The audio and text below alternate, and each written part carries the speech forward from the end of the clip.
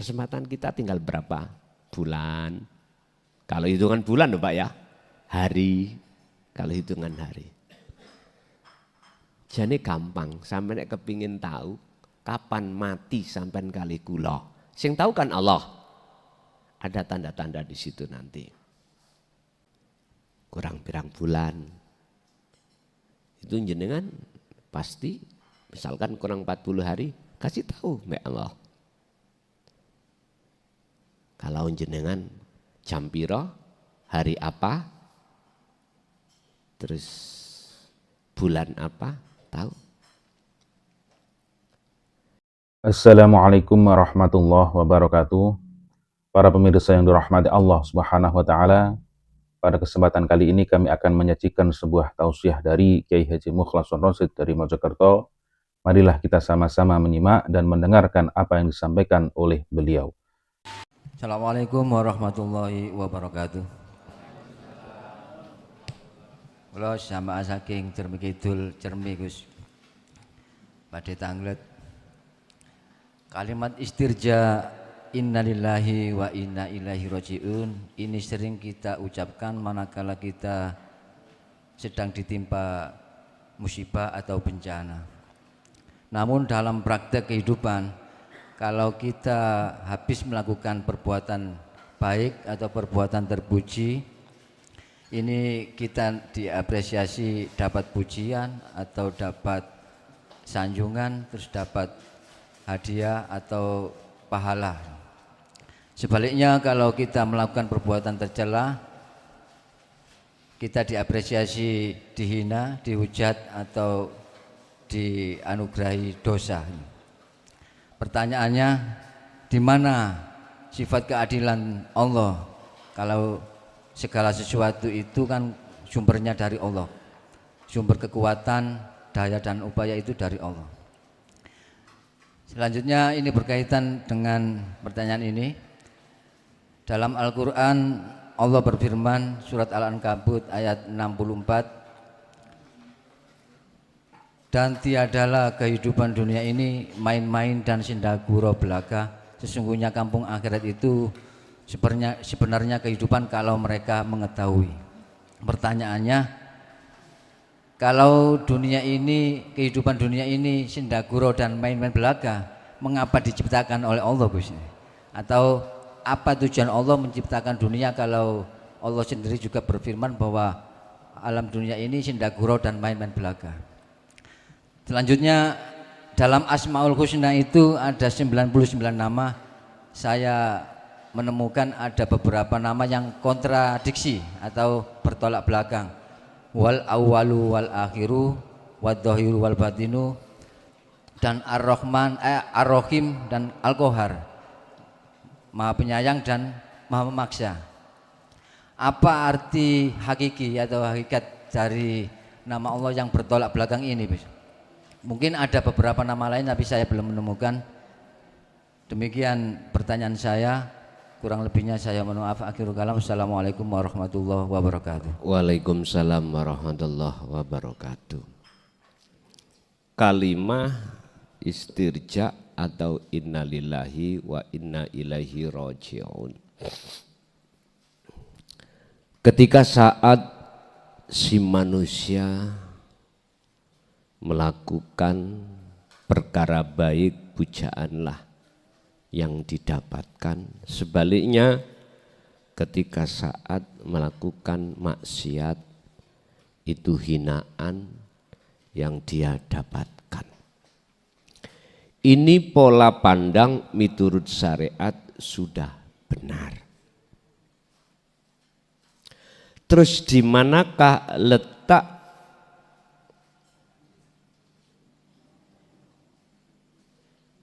sifat adilnya Allah?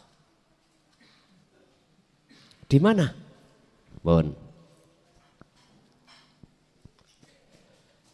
Kita harus melihat kacamata yang kedua, Pak. Kalau kita tidak melihat kacamata kedua, kacamata hakikat, hanya kacamata syariat, enggak akan ketemu. Bahkan kita akan menuduh Kalau Allah itu enggak bersifat adil alias pilih kasih. Nantinya gitu. Sebab dengan dasar semua itu khairihi wa syarihi minallah. Pun. Kita di dalam golongan kacamata syariat juga punya hujah.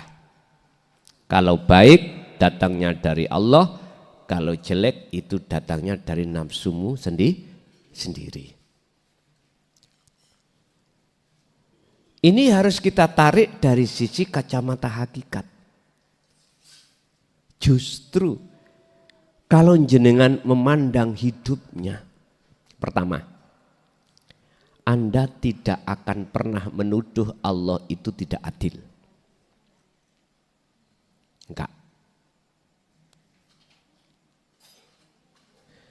In asobathum musibah qalu innalillahi wa inna ilaihi rajiun. Mengapa kita disuruh untuk kembali pada Allah? Musibah ini kan diartikan secara kacamata syariat kan perkara yang enggak enak, ya toh? Takdir yang susah. Padahal ini kalau saya tarik dari kacamata hakikat, musibah itu ujian. Bisa jadi perkara enak dan enggak enak semua adalah ujian. Yang di dalam ujian itu menyimpan satu jawaban. Jawabannya itu gini, apakah Anda memandang Allahnya atau memandang makhluknya? Barang siapa memandang makhluknya, baik enak atau tidak enak, pasti maupun qadhi, takdir ya, nggak bisa hatimu itu ingat Allah. Nggak bisa. Padahal Allah katakan tadi dalam surah apa itu saya lupa. In asobathum musibah qalu inna lillahi wa inna ilaihi. Disuruh kembali kepada Allah. Disuruh ingat pada Allah. Qalu iki bahasa bukan bilisan secara hakikat biqolbin. Hati harus kembali sadar kalau semua itu datangnya dari Allah. Berhubung kita belum ada di situ, nggak bisa Pak. Kalau enak kita senang, kalau susah, kalau takdir yang musibah yang nggak enak, mesti hati iki gelisah. Itulah kita sebagai manusia yang tanda-tanda hati kita masih dalam belenggu hawa nafsu.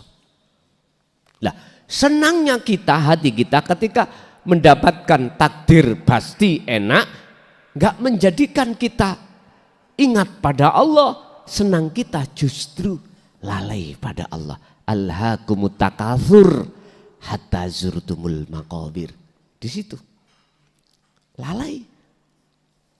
Coba sampai lihat orang-orang yang perekonomiannya menengah ke atas, ilmunya menengah ke atas secara dohiriyah, takok wong sugih-sugih atine wis tentrem durung, nek ngomong wis kok belum ketemu Allah, tak jotosane mboten mungkin. Sebab Qur'ane ala bidzikrillahi tatmainnul qulub. Enggak bisa Pak, ngapunten niki sudah rumus nas dari Allah. Sapa sing atine iku mau kok madhep menyang mafis samawati wa mafil ardi, otomatis atine gelisah. Kekayaan tidak menjadikan satu tentreme ati Pak, malah mikir sing yo bisi durung mulih gak iso turu, apa mana ditelepon kecelakaan, wis padahal bisa 5 mikir, durung setor-setor supire nang ndi. durung oleh kabar mikir, mbosok oleh kabar digadekno mbek supiri Pak Bisi. Langsung setruk kita pun. Karena tidak tahu semuanya itu dari Allah. Karena kita tidak mau kembali kepada Allah. Bon. Lebih-lebih perkara kok ditakdir musibah ujian yang enggak enak. Tambah nemen Pak. Tambah nemen. Ati oleh medongkol iki rawet nang Allah tambah nemen. Coba jenengan jikalau sedikit aja mau memandang kembali kepada Allah, mohon maaf, wis sak temene yaiku sifat ngadili Allah mesti ketemu nang sampean. Sifat ngadilnya Allah ketika saat jenengan iki mau mendapatkan musibah enak atau tidak enak, hati sampean dalam kondisi tentrem. Disitulah baru tahu sifat adili Allah iku kados pundi. Bon, yang kedua terkait surat Al-Ankabut ayat 64. Masalah dunia Allah ciptakan iki gurau. Kalau itu memang dunia bersifatkan main-main atau gurau atau sandiwara, terus mengapa Allah ciptakan? Dan tujuannya apa? Allah menciptakan hal itu. Bon. Kita buka dulu sebelum namanya Adam diciptakan. Wa id qala lil malaikati inni ja'ilum fil ardi khalifah. Sebab apa? Gusti Allah kok ndadekno manusia yang ditaruh Allah di bumi, kok gak di planet lain, kok gak di matahari, bulan, kok bumi? Sebab apa? Beliau dijadikan sebagai khalifah. Khalifah itu apa? Pemimpin toh? Pemimpin. Sebab di tengah-tengah bumi itu ada pengikut yang tidak punya pemimpin. Artinya apa?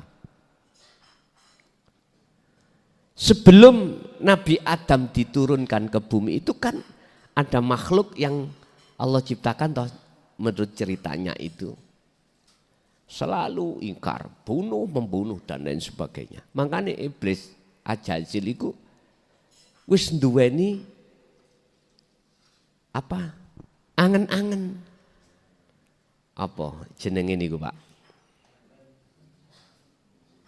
Di nalar menurut apa? Planning, di planning. Paranormal, Pak. Apa paranormal lang, angen-angen sang durungi terjadi lu apa namanya? Di Terawang, ya. Iblis kan ngeten. Ketika saat ditanya Allah, kok gak setuju? Kan semua malaikat itu diomongi atau didawai Allah sebelum manusia itu Allah ciptakan Nabi Adam itu. Kabeh itu tunduk kecuali Ajazil. Ajazil itu penasehat malaikat. Bilang, ya Allah, apakah mungkin tidak menjadikan tumpah darah, bunuh-membunuh manusia yang jenengan ciptakan di dunia itu nanti?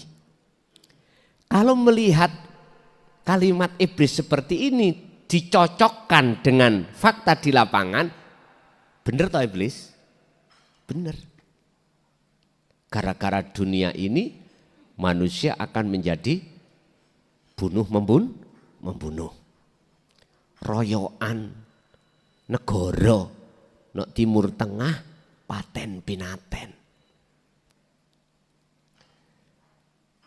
Artinya siapapun kita, kalau sifat basariah ini kuat di dalam hati, wis Pak, sifat-sifat yang tercela, yang dicela Allah pasti bermunculan.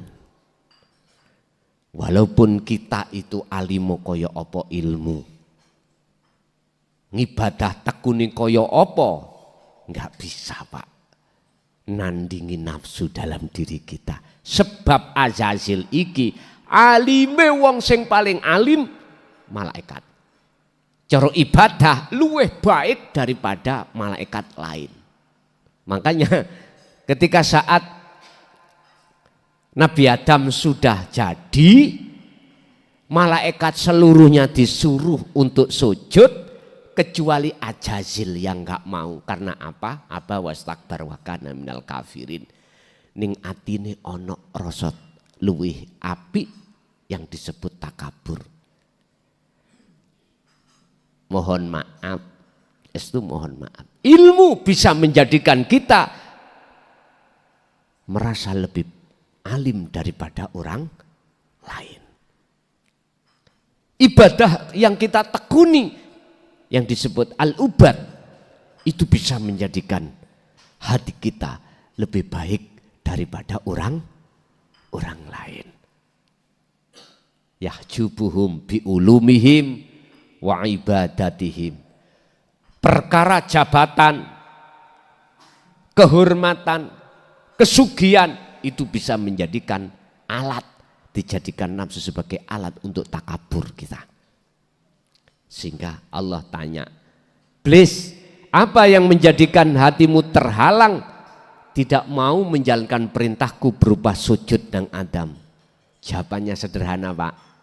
Ana khalaqtani minar wa khalaqtahu min tin. Lebih baik mana kula kalih Adam. Saya jenengan jadikan dari api, Adam jenengan jadikan dari tanah liat. Rumangsa luwih apik itulah sifate iblis. Gara-gara itulah iblis akhirnya dicap dinas Allah sebagai makhluk yang durjana. Ternyata iblis-iblis baru muncul Pak. Ya kita ini. Gara-gara dunya rumangsa luwih sugih katimbang orang lain. Gara-gara ilmu lebih alim daripada orang lain. Gara-gara ibadah lebih baik daripada orang lain. Niku kan tempatnya nek nggone rasa ta Pak. Ning rasa. Pada waktu Allah komunikasi dengan iblis, dengan Nabi Adam ini surga.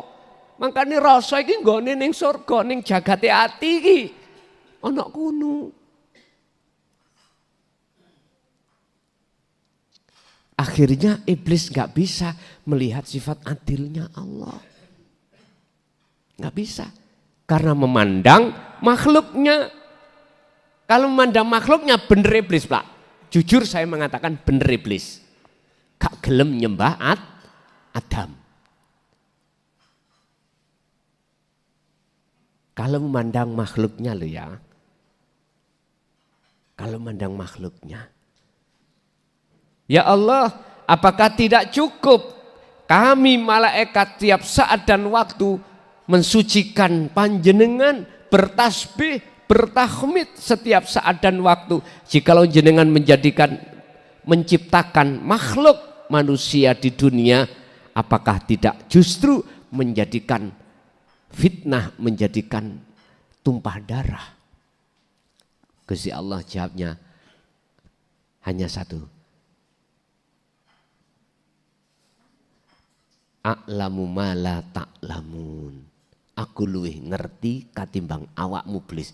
Baru meneng kon niku. Aku luwih ngerti katimbang awakmu. Ini a'lamu ma la ta'lamun. Aku luwih ngerti daripada awakmu iblis. Artinya apa? Jenengan. Maksiat kaya apa jenengan? Wis nak notokno ya. berbuat maksiat kaya apa jenengan. Selama jenengan ini masih ada sisa kesempatan waktu untuk bertobat pada Allah, maka seluruh dosa sing katanya sundul langit Allah ampuni. Ada dasar? Ada.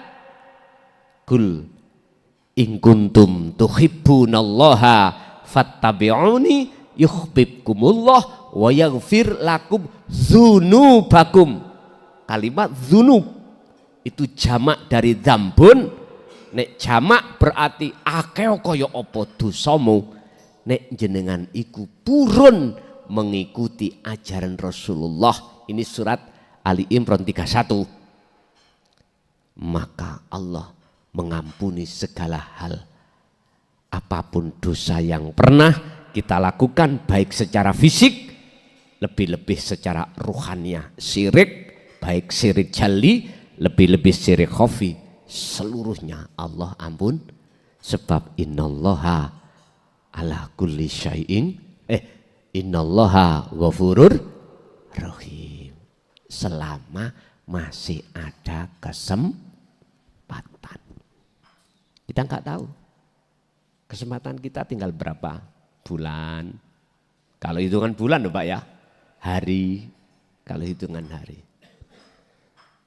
jadi gampang. Sampai nek kepingin tahu kapan mati sampean kali kula, sing tahu kan Allah. Ada tanda-tanda di situ nanti. Tapi sampean harus nyemplung dulu di Bahrut Tauhid.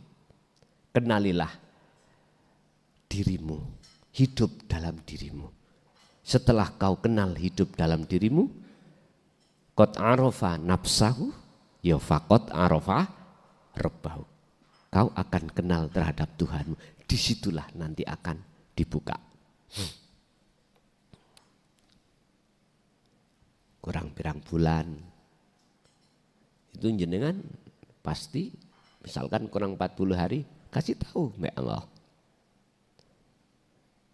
Kalau jenengan jam piro, hari apa, terus bulan apa, tahu. Itu bukan perkarane Anda yang tahu loh Pak ya. Bukan. Sing tahu iku urip ning awakmu dhewe. Sama dengan gini. Anda tadi di rumah, dalam hati sampean itu rasane ngomong. Omongane rasa berbentuk iradah, kehendak, kekarepan. Bentuk jenengan dalam hati ada keinginan untuk berangkat ngaji. Ini kan belum nyampe di sini. Masih ada kekarepan di rumah tadi. Oke. Sampai tutno karep iku.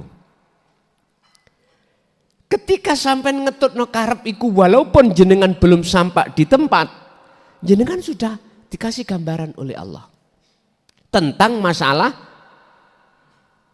kahanan yang ada di sini. Sampai ngen, oh iya kok ngaji. Ini tahu. Kayak apa kok ning kono. Udah. Lah, ketika jenengan sudah sampai di sini, inilah bentuk nyatane iradah yang disebut takdir. Qadha, qadar. Qadar itu wujudnya. Qadha, takdir itu wujudnya kekarepan. Lah, kekarepan itu adalah tulisan yang ada di Lauhil Mahfuz. Lauhil Mahfute yo hati sampean. Ketika ada di Lauhil Mahfuz tulisan itu bisa sampean ubah. Kekarepan mau bisa sampean ubah. Wis gak sida ngaji. Nanti ngopi nang warung. Lah akhirnya tulisannya ganti ngopi nang warung. Sebab warung ono TV-ne. Ya disetel waktu ngaji iki TV iku. Ais lewat live streaming aja sampai ngopi, nyantai. Loh ngalih. Berarti tulisane kehendak tadi dibusek Gusti Allah ganti ngopi nang warung. Tapi kalau sudah wujud takdir, ora iso. Enggak bisa. Namanya takdir itu sesuatu yang sedang dan sudah terjadi. Enggak iso wis. Ya contohnya sampean sudah ada di sini. Nah, Bapak Ibu, dikatakan sandiwara itu karena kita memandang makhluk gak temenan, seakan-akan. Nggih ngapunten. Kalau sedikit aja jenengan sadar, kalau sedikit sadar di hati loh. Yang ngumpul di sini bukan jenengan. Sing ngaji di sini bukan jenengan. Baik yang mendengarkan ataupun yang bertausiah bukan makhluk. Bingung Pak nggih? Pun Pak diombe sik tuyane.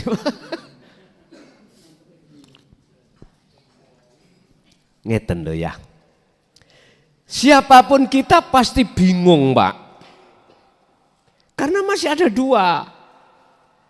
Ada kholik, ada makhluk. Coba nama dua itu sampai hilangkan. Artinya jenengan ini wajib kembali kepada asal kita. Asal kita kan tidak ada. Kembalilah kepada yang tidak ada. Kalau kita sudah kembali ke asal kita tidak ada, disitulah pasti akan nyata yang ada. Yang ada cuma tunggal Pak, Esa. Bonek teng mriku ning alam akad, mboten bingung jenengan. Kita akan bingung kalau tidak ada di alam akad. Tadi kan saya mengatakan, sing ngaji ki duduk makhluk. Sing ngrungokno ya duduk makhluk. Antara yang ngrungokno ambek sing ngaji iku pelakunya tunggal. Wis, siapapun jenengan ngalimo dukuro ngelmu jenengan kali kula isi bingung selama belum ke akad. Buka.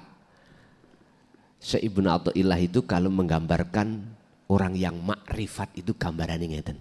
Gini ki sing bingungno sampean. Dikatakan makrifat katanya tahu wujud sejatine Allah itu siapa, ya toh? Tahu.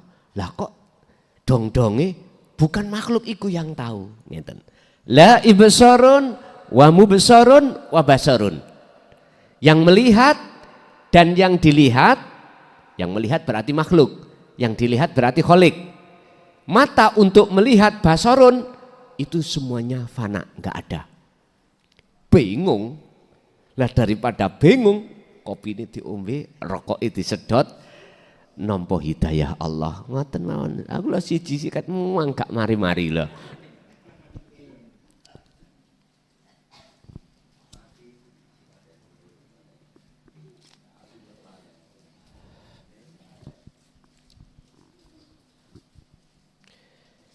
Jikalau jenengan ini sadar kalau semua itu pelakunya Allah, baru oh bener ya, dunia Allah ciptakan itu adalah sandiwara.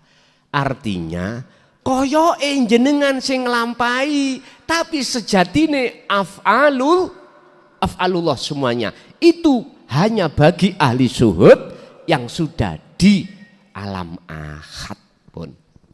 Asmaul Husna yang ada 99 mulai dari Ar-Rahman, Ar-Rahim sampai As-Sabur, saya temukan dua asma yang di situ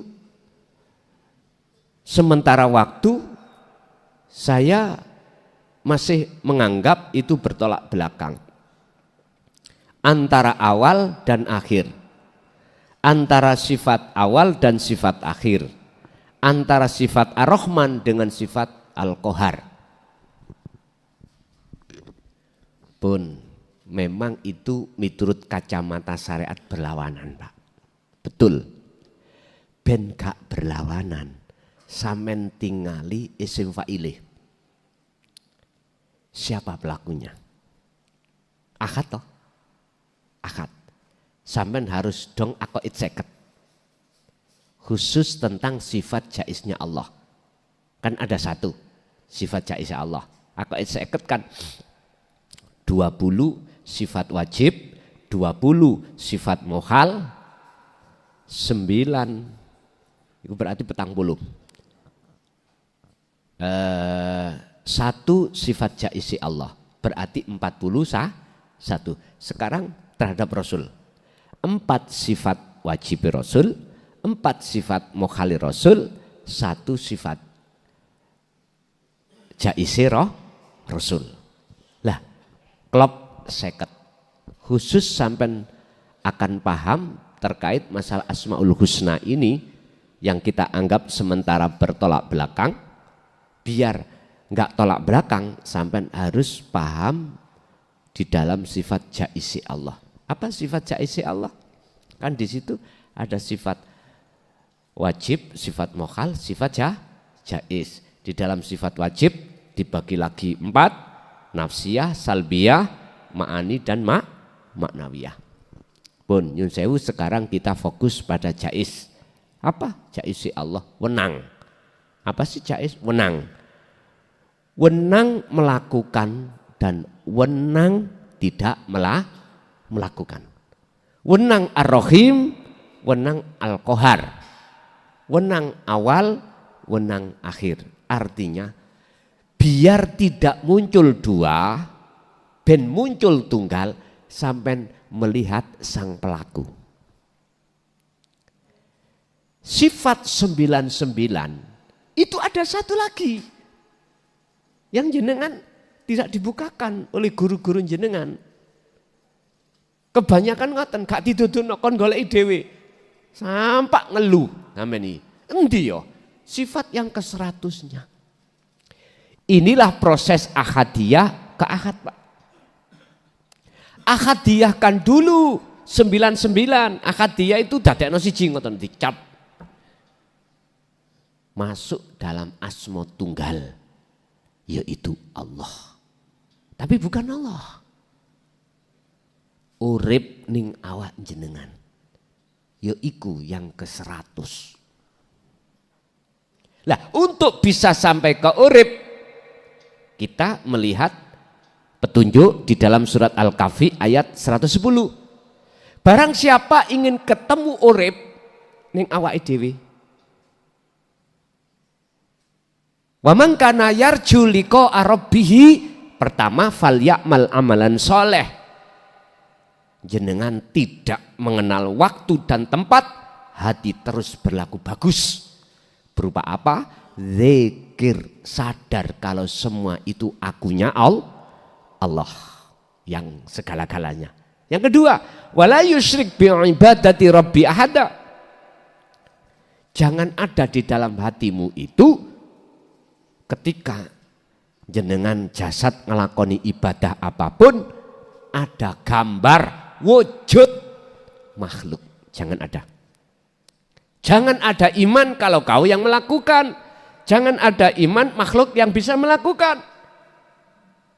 Inilah maksud wala yusyrik bi ibadati rabbi ahada. Jangan kau menyekutukan Allah pada sesuatu ketika kau beribadah. Ojo ngaku-ngaku nek jenengan sing salat. Lho ngoten lho gampangane.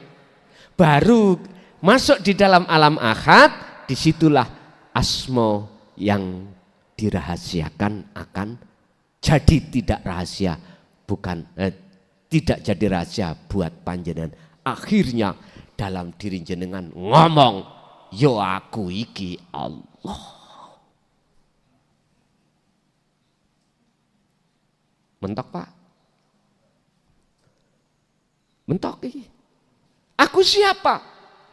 Ya aku urip iku mang lho. Bukan aku makhluk lho Pak nggih. Mpun salah paham. Hujai surat Toha ayat 14. Innani anallah la ilaha illa ana. Itu pada saat Nabi Musa ingin roh wajahi Allah di Gunung Turisina saat menerima wahyu kitab Taurat. Hancurlah semuanya. Gunung itu meleleh. Nabi Musa semaput. Artinya apa? Fanaklah keakuan makhluk dalam diri jenengan termasuk aku jenengan ini makhluk, enggak ada. Berarti yang melihat Allah, Allah sendiri. Pertanyaannya, Kanjeng Nabi dulu didik ini enggak? Saya berani bersumpah kalau Rasulullah itu juga mendidik. Kok bisa? Wong saya gak menangi. Lah ngoten nggih. Takok Rasulullah dhewe. Nek kurang percaya, sing jange tak omong kok. Takok dhewe. Gampang, sampean ketemu Rasulullah lebih mudah daripada jenengan ketemu Allah. Gampang ketemu makhluk itu daripada ketemu pangeran. Lebih mudah sampean ketemu makhluk daripada ketemu Allah. Pertanyaannya, apakah Rasulullah itu dulu juga mengajarkan tentang tauhid ini, tentang innani anallah? Ya, tak jawab. Ndi bukti dalili? Lah ngoten to? Iki dalili mboten tember-tember, Pak. Mboten kaleng-kaleng. Langsung Quran. Gak kaleng-kaleng itu berarti hukum yang tertinggi. Al-Quran itu bagi umat Islam dijadikan sebagai hukum yang tertinggi. Setelah itu as-sunnah, setelah itu ijma' qiyas. Tak buka hukum yang tertinggi. Surat Al-Anbiya 25. Baca. Wa ma arsalna min qablika mir rasulin illa nuhi ilaihi annahu la ilaha illa ana fa'budun. Muhammad, iki Allah sing tahu. Aku ora tahu ngutus utusan sebelummu jikalau tidak mengemban tauhid ini. Lagi umpama ayat ini ditafsir, Pak, sak donya kertas didadekno situ ora muat. Ora muat. Ringkese ngene lho, dulur. Tidak hanya Rasulullah berlaku ruhaniyahnya itu di jalur tauhid la ilaha illa ana, tetapi juga menyampaikan. Sebab Rasul ini harus menyampaikan risalah-risalah yang dia bawa terhadap umat. Jadi kok Rasulullah Muhammad ibnu Abdillah mboten purun nyampekno iki gak dikongkon dadi Rasul. Ngoten niki. Nabi Isa juga begitu sampai Nabi Adam. Semuanya ini wajib membawa tauhid ini untuk beliau sampaikan supaya umat iki paham. Hehehe. Boro-boro ngomong tauhid la ilaha illa ana, bermunculan ket ngomong tauhid la ilaha illa anta, dikai gegeman, Pak, ambek ahli kitab. Lungki, saya merasakan sendiri. Sebelum tahun 2014 loh ini. Makanya para masyayikh dulu, Pak, para romo, kalau bahas urip mboten wani. Lebih-lebih di tengah umum.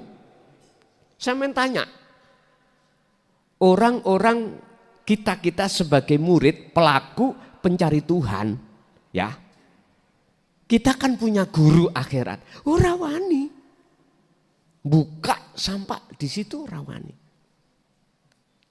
Wis digegemi, Pak, sebab kaum khawarid itu sudah mengintimidasi siapa yang berani. Entek Pak, entek. Ben gak entek disingitno si ambek Gusti Allah.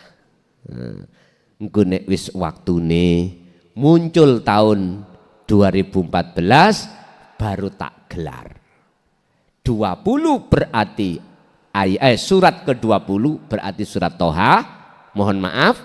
14 berarti ayatnya bunyinya innani anallah la ilaha illa ana fa'budni wa aqimius shalah lidzikri. Sambungan dari surat Al-Anbiya sebagai dasar kalau Rasulullah juga menyampaikan ini. Fa'budun. Mengapa harus ditutup fa'budun? Setelah komah ada fa'budun. Supaya umat iki nyembahi bener. Artine akeh wong sing nyembah nang Allah ning salah sasaran.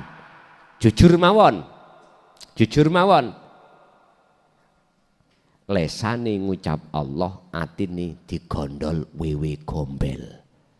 Nang pasar, nang sawah, wis macam-macam. Wis gak cocok, padahal Quran sampun dawuh khafidu ala sholawah wassolatil wusta waqumu lillahi qanitin ay khashi'in. Lakukanlah sholat itu dengan khusyuk. Makrifat, khusyuk makrifat. Berarti iman kita harus ihsan dulu. Kalau enggak ihsan enggak iso, Pak. Isone ihsan ya ajaran tauhid. La ilaha illa anta dan la ilaha illa ana harus kita terima. Kalau enggak mohal. Sedangkan ajaran tauhid itu kebanyakan ditolak. Mentoke wong Islam khususi la ilaha illahua. Habis la ilaha illallah minggah ning thariqah la ilaha illahua.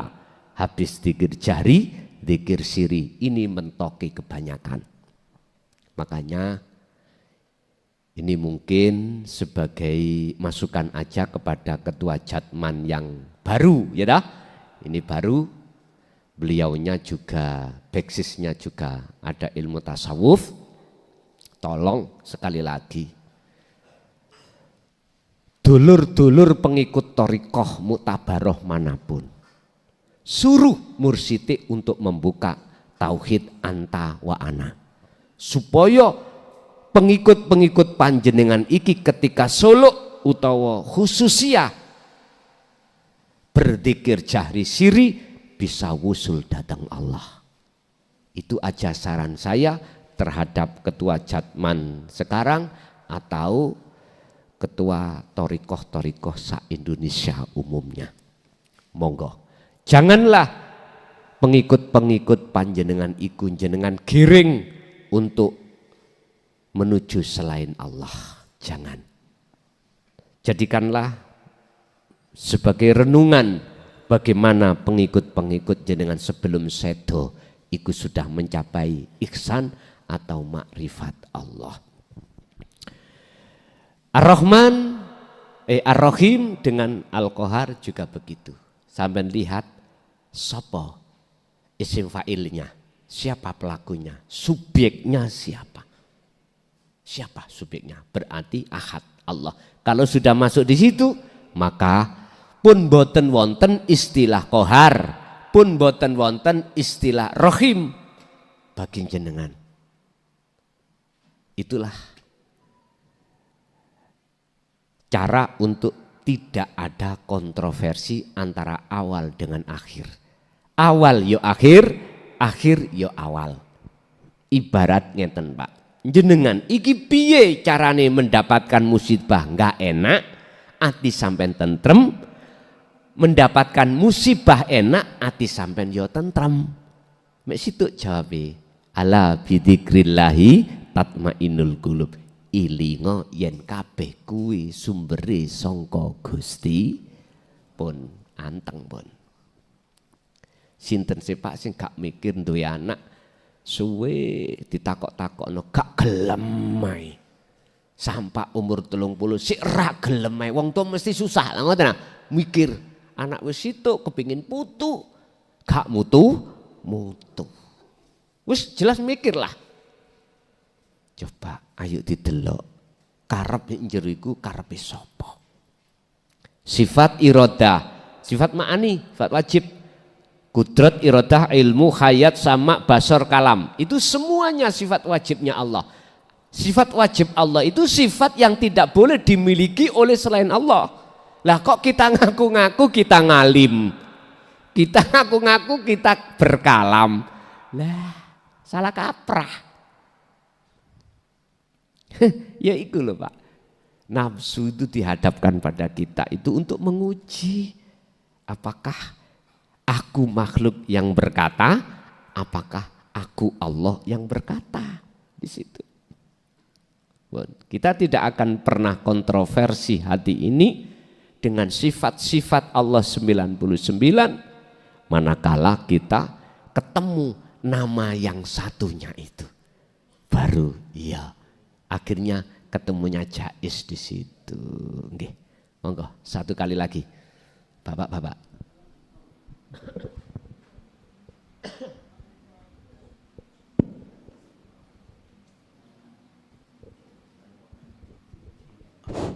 Assalamualaikum warahmatullahi wabarakatuh. Melanjutkan dari jawaban tadi, banyak orang yang mengatakan begini Pak ya, kalau kita bicara soal dohir, hidup itu adalah pilihan karena ada banyak keinginan gitu. Tapi sementara mungkin jamaah di sini juga banyak yang mengatakan bahwa hidup itu benar-benar pilihan, apa yang dia inginkan dia tidak tercapai, ingin kaya, ingin anak yang soleha. Kemudian saya kadang juga berpikir begini, saya sudah berdoa, saya sudah memilih, saya sudah menjalankan suatu aturan-aturan, tapi kenapa Allah juga tidak meridhoi? Yang jadi ganjalan saya waktu itu, saya memikirkan begini Pak, Gusti Allah ini berarti enggak Rahman Rahim ya, katanya dia itu kalau meminta itu pasti diberi. Kemudian ada banyak orang yang bilang gitu, kalau gagal itu berarti memang itu sudah takdir. Loh, kalau takdir saya dikatakan jelek, berarti Tuhan itu tidak adil, sementara teman saya nggak pernah berdoa dan sebagainya diberi kemudahan. Akhirnya saya menyimpulkan dari penjelasan Pak Yai tadi, ternyata hidup ini adalah perjalanan. Kita dijalankan dan dibuka, lalu kita sadar dengan zikir, oh ternyata inilah hidup itu harus ada ujian. Kemudian Tuhan meningkatkan lagi dengan cobaan. Disitulah kita masuk belajar dengan ilmu tauhid ini, berarti saya insya Allah sudah pencapaian. Mudah-mudahan semua jamaah di sini juga mengalami ketenangan zikir sirur asrar gitu. Terima kasih. Assalamualaikum warahmatullahi wabarakatuh. Waalaikumsalam warahmatullahi wabarakatuh. Iku sifatnya adalah pentaskean. Memang hidup ini adalah proses perjalanan. Kita tahu dalam satu ayat proses innalillahi wa inna ilaihi rojiun. Bahasa Jawa kita dulu sing kelangan Jawane wisan sangkan paraning dumadi. Mungkin lain waktu kula tak dakwah cara moncopat Pak. Tapi tak apal nisik apa jenenge tembang-tembange. Isine wapi-api lho Pak niku. Memang lagune iku nadane iku koyo gandang. Gandang to nek diwastani gandang ya. Ini kalau dimasukkan di orang-orang syariat haram, gandang gitu. Gandang kan tidak terlepas dari bahar toh Pak. Bahar itu lugot. Lugot sing ngelok-ngelok nih lho. Kula eling nek nyetel gandang, nek mari subuh kula biyen niku diseneni abah. Sama nek mari subuh dulu nyetel radio, sandang pangan nih kalau ya Pak. Murah sandang pangan, ngoten langsung dipuwateni abah ngoten niku laguku. Nggih ngapunten kata. Ojo gandang, maca Quran lagokno. Iku bener nek wong syariat lah ngoten nah. Tapi nek gandang gak oleh. Pun. Baik cek tambah kontroversi kapan-kapan kula tak gandang. Ngeten. Ngapunten. Perjalanan innalillahi kita piye carane bisa wa inna ilaihi rajiun. Ning Quran dalil tentang itu banyak sekali.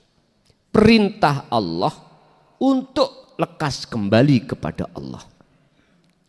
Bahkan ini jenengan umpami kenal kali Mbah Yai Ma'ruf Dunglo. Kediri. Ada istilah sholawat wahidiyah. Fafirru ilallah. Ini kuncinya ada di situ. Fafirru. Lekas kembalilah, larilah kau pada Allah. Sebelum datangnya satu kematian.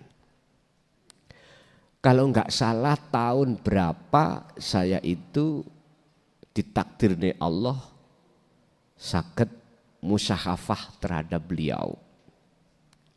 Sing perlunya bertanya tentang masalah kalimah ya sayyidi ya Rasulullah untuk bisa fafiru ilallah, tentang wasilah. Secara syariat loh ya. Kalau tidak melalui Kanjeng Nabi, itu kita tidak bisa sampai pada Allah. Karena Nur Muhammad hanya pada terhadap Kanjeng syariat. Tak tutup syariat. Ini disebut wasilah. Makanya torikoh-torikoh yang diakui oleh Jatman hanyalah torikoh yang muktabaroh. Apa mutabaroh? Sanatiku muttasil, sambung sampai Kanjeng Nabi. Sanat berarti sambung sampai Kanjeng Nabi. Sekarang aku tanya, jujur-jujuran, apakah panjenengan yang ada di torikoh A sampai Z yang diakui sebagai thariqah mutabaroh, sudahkah hatimu bertemu Allah? Yang kedua, berapa puluh tahun Anda berthariqah itu? Ini perlu dibuka diskusi loh Pak. Dan ini penting. Karena berkenaan langsung dengan nasib kita di dunia, lebih-lebih di akhirat. Bukan nasab loh ya. Saya bicara nasib. Bukan bicara nasab. Nasib kita itu di dunia dan di akhirat itu bagaimana? Ingat surat Al-Isra ayat 72. Barang siapa saat di dunia masih buta, belum bertemu Allah, kok ya sudah meninggal, maka di akhirat pun juga begitu. Wa man kana yarjul wa man kana fi hadhihi a'ma wa man kana fi hadhihi ke dunia a'ma, hati kita buta pada Allah, fahuwa fil akhirati a'ma, di akhirat pun juga buta, wa adallu, dan lebih gelap, lebih tersesat apa nih sabilan jalannya. Kita harus mengadakan seminar untuk menjawab ini sebetulnya. Khususnya kita yang sudah didapuk sebagai mursyid. Mohon maaf, saya bukan mursyid, saya mursal. Makanya bukan kepentingan saya cuman memberikan arahan saja, memberikan usulan. Kita sebagai mursyid harus mikir kepada murid pengikut kita, sudahkah sampai pada Allah? Sebab mohon maaf Pak, kula ningali fakta di lapangan, pengikut thariqah niku pun tua-tua. Wis akeh sing padha ambulem. Harus kita pikirkan kita sebagai mursyidnya, sudahkah sampai pada Allah? Dan sebelum sampai, kita harus tahu tanda-tanda kalau sudah ma'rifatullah.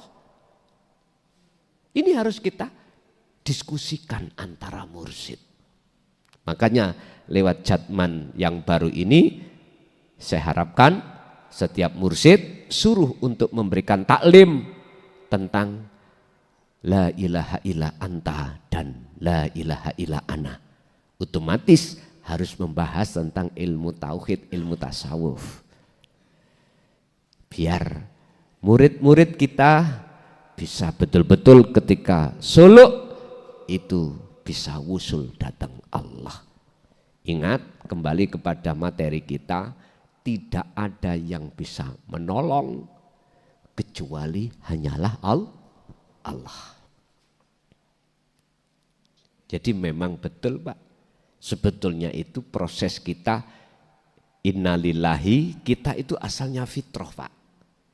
Artinya fitrah, ruhaniyah belum kecampuran, belum khianat dengan bentuk memuja-memuji terhadap makhluk, belum.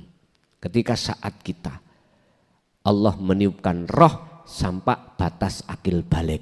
Setelah akil balik baru kita masuk ke alam yang kotor, alam yang gelap. Semua kita seperti itu. Makanya inilah maksud innalillahi proses. Sekarang kita dituntut wa inna ilaihi roji'un. Mutu qoblal maut. Matilah kau sebelum datangnya kematian. Ya udah, disinilah kita akan kembali kepada alam yang fitrah lagi, yang pernah kita alami dengan cara yaitu tadi, bertauhidlah, ikuti ajaran Rasulullah, jangan di syariat saja tetapi juga di hakikat. Ini juga berlaku pada Nabi Adam. Kuncinya mana Nabi Adam bisa kembali ke surga? Kuncinya mana? Jasadnya itu tadi, ruhaniyah bisa kembali ke rahmat Allah. Dan ini juga diteladankan kanjeng Nabi Muhammad, Nabi yang akhir ini. Adam, enak aning dunya awakmu, nyonyor Gusti, nyonyor, pingin mangan ya leren nyambut gawe, nandur padi. Waktu ning surga dhisik ora, pingin balik iya, fatalaqo Adamu mirrabbi kalimatim fataba alaih. Wajib kamu menerima kalimat iki.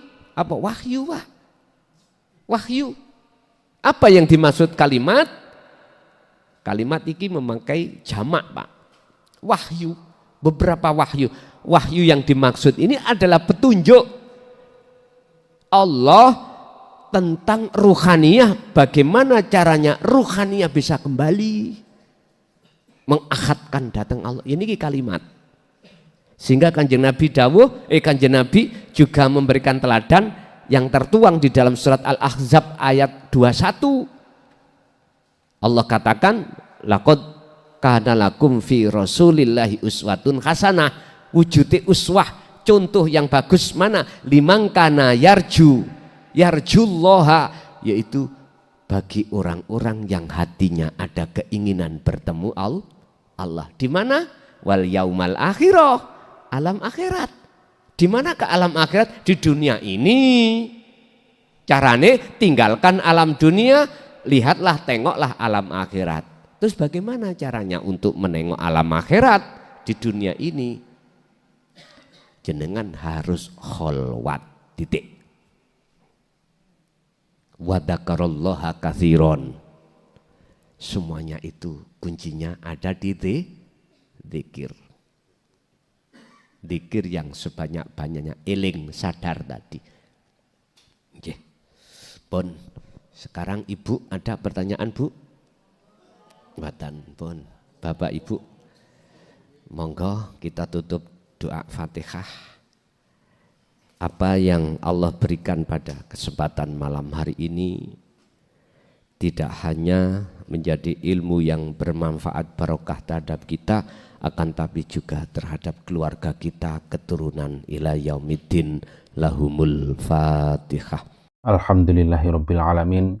Demikianlah tausiah dari Kiai Haji Mukhlason Rosyid, yang mana beliau adalah pengasuh Pondok Pesantren Jaya Baru yang terletak di daerah Mojokerto, Jawa Timur.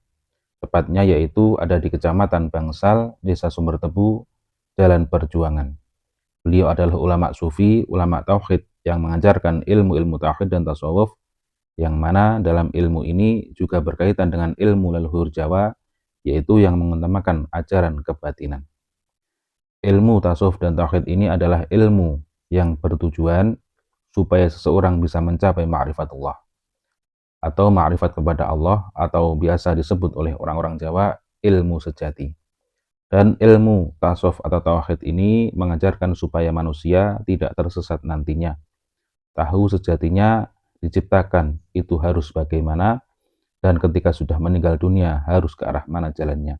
Semoga apa yang disampaikan oleh beliau Al-Mukarram Kiai Haji Mukhlasun Rosyid benar-benar bisa bermanfaat bagi kita semua dan bisa menjadi penerang perjalanan hidup kita di dunia dan di akhirat kelak.